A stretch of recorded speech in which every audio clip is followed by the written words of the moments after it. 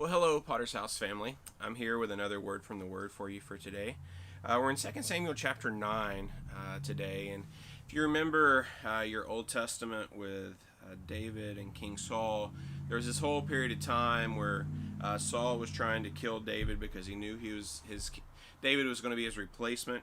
David was good friends with Saul's son Jonathan, and then of course Saul and Jonathan both died in the same battle, and then David took over as king. But during all of that, Saul had asked David at one point to promise that when he became king, that he would not kill Saul's family. And also David had such a great bond with Jonathan and a close friendship. Well, that brings us to 2 Samuel 9 as David is king.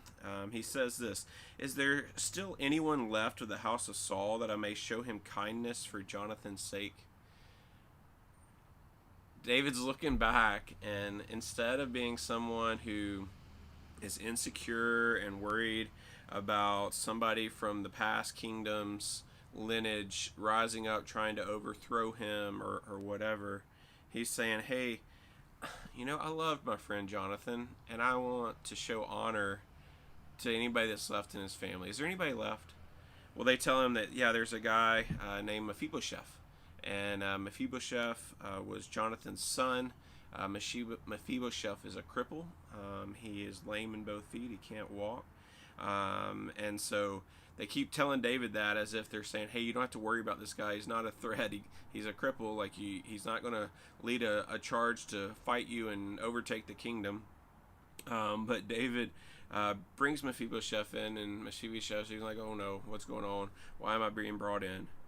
And David said this to him, "Do not fear, for I will show you kindness for the sake of your father Jonathan. And I will restore to you all the land of Saul your father, and you shall eat at my table always." So David shows this ultimate act of kindness to this guy that really he didn't have to. There was no reason he had to do this. If you read all that Saul did to him, you're like, man, David should be glad that that's over. But yeah, and so what he does here with Mephibosheth is he takes a servant, Ziba, who was Saul's servant. He says, hey, you're in charge over all that was Saul's, all of his land, all of his possessions, everything, and you're to use that to support Mephibosheth. Like that, Mephibosheth owns that now, but you're the manager. You're to manage and take care of that whole estate, all for his sake.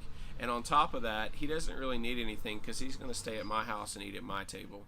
And that's exactly what happened. And this was just an ultimate act of kindness and goodness that David showed. And so my challenge for us today out of this is, how can we show that kind of kindness to someone else? Not what's in it for me. Not what do I get out of this relationship. Not does this person deserve this. But who can I be kind to and good to today for the sake of Jesus and his kingdom? That's my challenge for you today. That's the word from the Word for today.